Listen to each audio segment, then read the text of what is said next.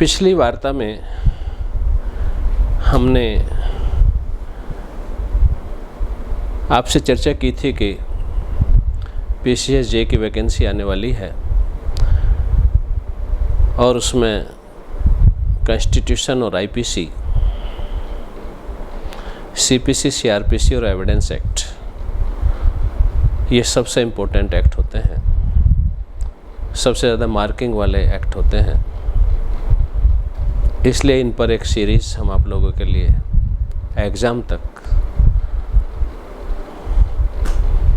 लेकर आए हैं। शुरुआत इंडियन पेनल कोड से करते हैं। सबसे पहला क्वेश्चन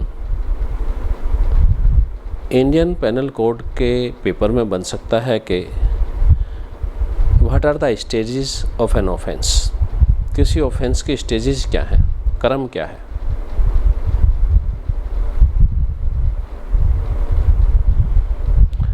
या what are the essentials of a crime. किसी अपराध की आवश्यक तत्व क्या है, किन को मिलाकर अपराध बनता है। जैसे कि पंच तत्वों से मिलाकर शरीर बनता है या दूसरे पदार्थ बनते हैं, उसी तरह से क्राइम के भी कुछ तत्व हैं, कुछ फैक्ट्स हैं, कुछ फैक्टर्स हैं जिनसे मिलकर ऑफेंस बनता है। तो आप इसमें सबसे पहले लिखेंगे इंटेंशन। Number 1, intention. क्राइम करने के लिए किसी की इंटेंशन बनती है, उसके मन में एक भाव आता है। ये कई तरीकों से आ सकता है, उससे पीड़ित होकर आ सकता है, दुर्भावना रखते हुए आ सकता है, जेलस रखते हुए आ सकता है कि मुझे बी के खिलाफ कोई ऑफेंस करना है, इसको पनिश करना है, दंड देना है कोई इसको, फिजिकल, मेंटल, या उसकी लाइफ ही समाप्त करनी है। ऐसा कोई भाव उसके मन में जब जागृत हो तो हम कह सकते हैं कि उसकी इंटेंशन जो है क्रिएट हुई है। लीगल लैंग्वेज में इसके हम फॉलोइंग पॉइंट्स लिख सकते हैं इंटेंशन के। Number 1, design to commit an act. जब कोई इंटेंशन रखता है तो वो अपने मन में एक डिजाइन बनाता है पहले कि हम इस ऑफेंस को इस तरीके से करेंगे। बहुत प्लान करता है उस पर क्राइम करने वाला।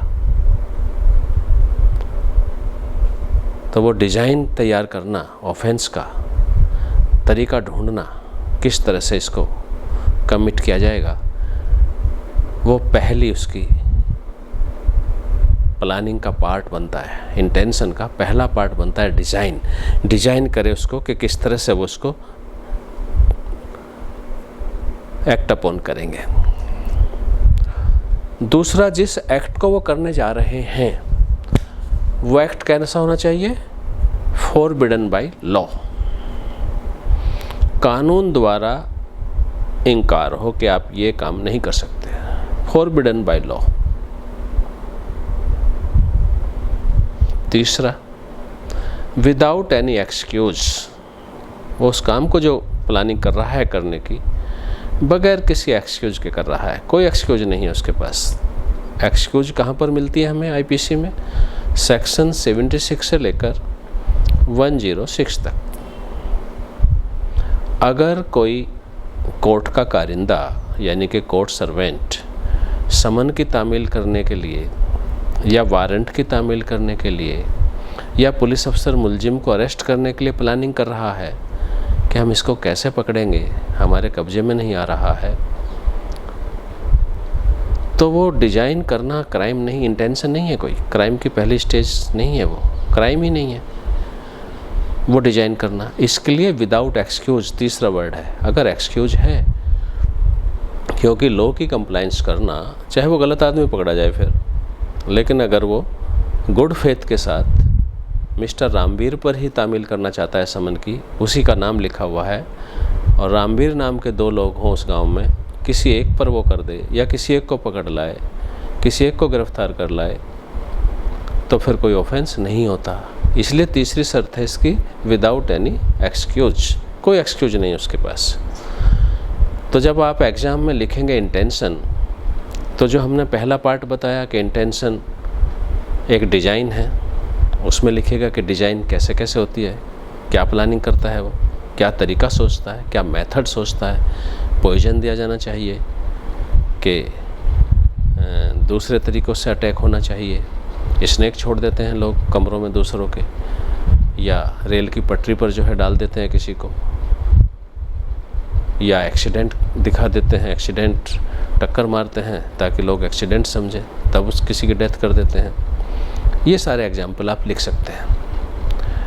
और उसके बाद मेन इंग्रेडिएंट्स लिखेगा इंटेंशन के। Number 1, to design an act, कि प्लानिंग करना, डिजाइन करना किसी एक्ट को, और वो एक्ट कैसा होना चाहिए। नंबर 2, फॉरबिडन बाय लॉ, कानून उस एक्ट को करने से इनकार करता हो।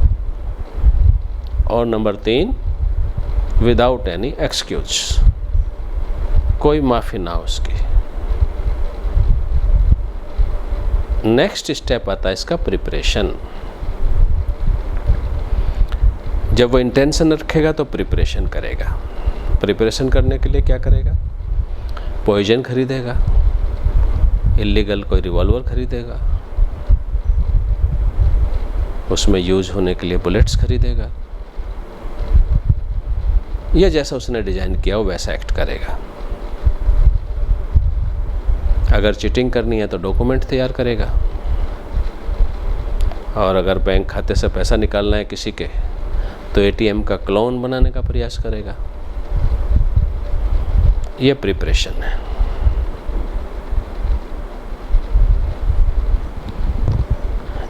यहीं पर एक चीज़ नोट करके लिख दीजिएगा या याद रखिएगा, अपने नोट्स में बना लीजिएगा कि यहाँ तक कुछ भी काम करना क्राइम नहीं है, ऑफेंस नहीं है। यानी कि इंटेंशन रखना और प्रिपरेशन रखना, प्रिपरेशन करना, ये ऑफेंस नहीं है। इंटेंशन और प्रिपरेशन के बीच में एक मेंसरिया वर्ड भी आता है, उसको भी लिखेगा मेंसरिया। मेंसरिया का मतलब गिल्टी माइंड, दुर्भावना रखना किसी के प्रति। मेंसरिया भी लिखेंगे बीच में। मेंसरिया के सामने एक ही पॉइंट है बस, गिल्टी माइंड। दोबारा आते हैं प्रिपरेशन पर। यहाँ तक तीनों, इंटेंशन, मेंसरिया और प्रिपरेशन, यहाँ तक कोई ऑफेंस नहीं है। एग्ज़ाम में एक बार क्वेश्चन आया है कि ए जाता है बाज़ार से, रिवॉल्वर ख़रीदता है, एक गोलियां ख़रीदता है, और उसकी इंटेंशन है कि वो बी का मर्डर करे। उसका ऑफेंस बताइए। आपका आंसर है कि यहाँ तक कोई ऑफेंस नहीं है। कोई ऑफेंस अभी तक उसने नहीं किया जो आईपीसी में डिफाइन ना हो। लेकिन प्रिपरेशन के कुछ एक्सेप्शंस हैं जहाँ प्रिपरेशन ही खाली ऑफेंस की कैटेगरी में आ जाएगा। वो क्या है, लिखिए। Number 1, weighing war against the nation. अगर कोई इसकी तैयारी करता है, राष्ट्र के खिलाफ युद्ध करने की कोई तैयारी करता है, तो ये ऑफेंस है। खाली प्रिपरेशन ही ऑफेंस है, कुछ भी और साबित करने की ज़रूरत नहीं है। नंबर 2, डकैती। अगर कोई डकैती डालने की तैयारी करता है तो ये भी एक ऑफेंस है। यहाँ 2 जगह प्रिपरेशंस जो हैं ऑफेंस की कैटेगरी में आ जाएगी। ऑफेंस अभी हुआ नहीं, लेकिन ऑफेंस बन चुका है, पनिशेबल अंडर आईपीसी। इसके बाद आता है अटेम्प्ट। अटेम्प्ट जो है आईपीसी में हर स्टेज पर पनिशेबल है। अटेम्प्ट का मतलब होता है कि एक्ट अपॉन करना, जो आपकी इंटेंशन थी, जो आपकी मेंसरिया था, जो आपने प्रिपेयर किया उसके लिए एक्ट भी कर देना।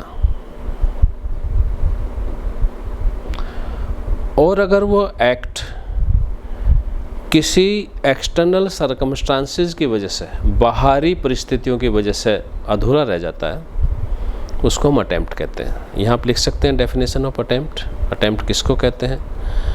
जब कोई काम जो है एक्सटर्नल सर्कमस्टांसेस की वजह से पूरा नहीं होता, अधूरा रह जाता है, उसको हम अटेम्प्ट कहते हैं। करता है लेकिन कोई ऐसा एक्सटर्नल डिस्टरबेंस आता है कि वो काम पूरा नहीं होता। ए ने गोली चलाई, बी झुक गया, नीचे बैठ गया, ये एक बाहरी तत्व है, इसमें ए का कोई रोल नहीं है। ए तो बी का मर्डर करने के लिए अपना ट्रिगर दबा चुका है। अटेम्प्ट जब अधूरा रह जाता है, यानी कि पूरा काम नहीं होता, तो उसमें जो कर रहा है ऑफेंस को, उसका कोई रोल नहीं होना चाहिए अपना। अगर अपना रोल है तब वो अटेम्प्ट नहीं है। सपोज ए बी के सामने ऐसे रिवॉल्वर तानता है, दिखाता है, और फिर उसको जेब में रख लेता है, ट्रिगर नहीं दबाता, तब ये उसका रोल हुआ, उसने उसको वापस पॉकेट में ले लिया, तो ये केवल थ्रेट की डेफिनेशन में आ जाएगा। थ्रेट वाला ऑफेंस बनेगा, अटेम्प्ट नहीं बनेगा, क्योंकि उसका अपना रोल था। अटेम्प्ट के लिए अगर बाहरी तत्व कोई है, एक्सटर्नल सर्कमस्टांसेस है जिसकी वजह से काम पूरा नहीं हुआ, तब अटेम्प्ट का ऑफेंस बनेगा।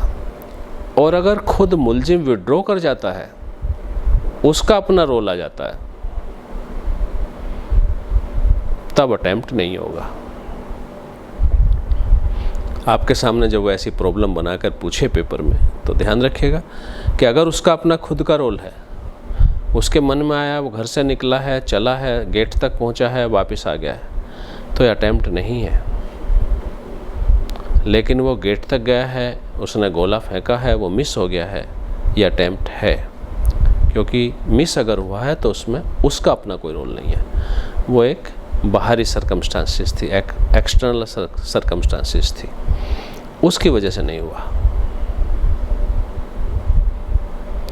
अटेम्प्ट जो है आईपीसी में पनिशेबल है और 2 स्टेजेस में है। एक तो अटेम्प्ट साथ के साथ पनिशेबल बताया है जिस ऑफेंस को कर रहे हैं, जैसे कि 307, 308, 309 और 393 रॉबरी के लिए भी अगर आप अटेम्प्ट करते हैं और वो पूरी नहीं हो पाती किसी वजह से, जैसे पुलिस का सायरन बज जाए, भाग जाते हैं वो फिर छोड़कर सामान, लेकिन अटेम्प्ट करना वहीं पर पनिशेबल है आईपीसी में साथ के साथ। ये 4 सेक्शन है, 307, 308, 309 और 393, जहां अटेम्प्ट की सजाएं साथ के साथ बताई गई हैं। 307 क्या है? Attempt to murder. 308 attempt to culpable homicide. 309 self suicide, attempt to suicide. ये अलग से टॉपिक है, डील करेंगे आईपीसी में। और 393 रॉबरी का अटेम्प्ट, ये सब पनिशेबल है। इसके बाद आता है सेक्शन 511, 511। रिमेनिंग जितने ऑफेंसेस हैं उनके अटेम्प्ट के पनिशमेंट की व्यवस्था सेक्शन 511 में है।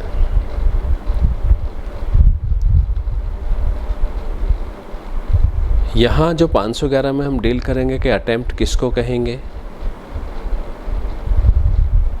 दोबारा आप वहाँ पर भी यही लिखेंगे, अटेम्प्ट कहेंगे उसको कि जहाँ मुलजिम एक्ट तो कर रहा है लेकिन बाहरी परिस्थिति कोई ऐसी आई है, कोई रुकावट आई है जिसकी वजह से वो काम पूरा नहीं हुआ जो कर रहा है, उसको अटेम्प्ट कहेंगे। एग्जाम्पल बहुत अच्छे दिए गए 511 में कि किसी की जेब में हाथ डालना, जेब में रखे पैसे निकालने के मकसद से, और जेब में पैसा ही नहीं है, तो ये अटेम्प्ट है।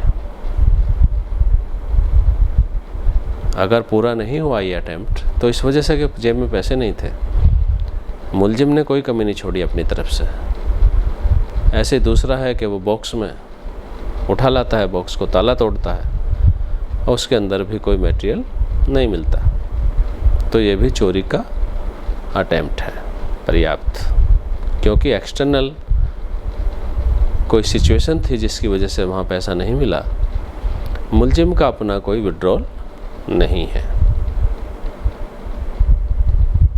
और अटेम्प्ट के बाद फिर एक्ट अपॉन, जब उसका पूरा काम हो जाता है, जब वो एक्ट कर लेता है अपना, इस तरह से इन स्टेजेस से होकर कोई ऑफेंस गुजरता है। इसमें आपको 1-2 केस भी लिखने चाहिए अगर ये ज़्यादा मार्क्स का है। कम मार्क्स का है तो समय नहीं मिलेगा आपको केस लिखने का। सबसे अच्छा केस आप लिख सकते हैं इसमें, जो आपके याद भी रहेगा, Abhayanand Mishra versus state of Bihar. इसमें मुलजिम ने लखनऊ यूनिवर्सिटी की एक मार्कशीट बनवाई, बीए पास की, और एलएलबी में एडमिशन लेने के लिए बनारस यूनिवर्सिटी चला गया। वहाँ उसने डॉक्यूमेंट पेश किए, उसको एग्ज़ाम में बैठने का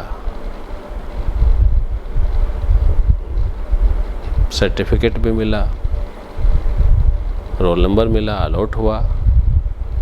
लेकिन उस दिन चेक करते समय ये जाहिर हो गया कि ये फेक मार्कशीट पर एडमिशन लिया है। तो उसका ये कहना था कि साहब मैं तो केवल तैयारी कर रहा था, प्रिपरेशन थी, ये ऑफेंस नहीं था।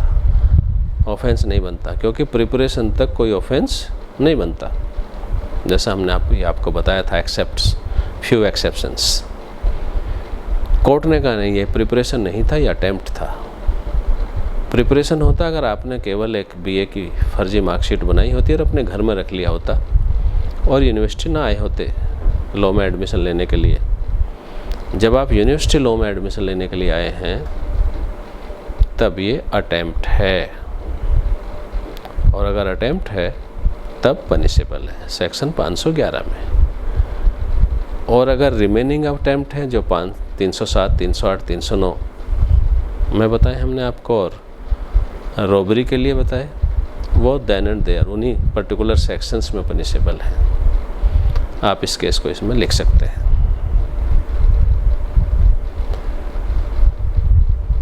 कल हम चर्चा करेंगे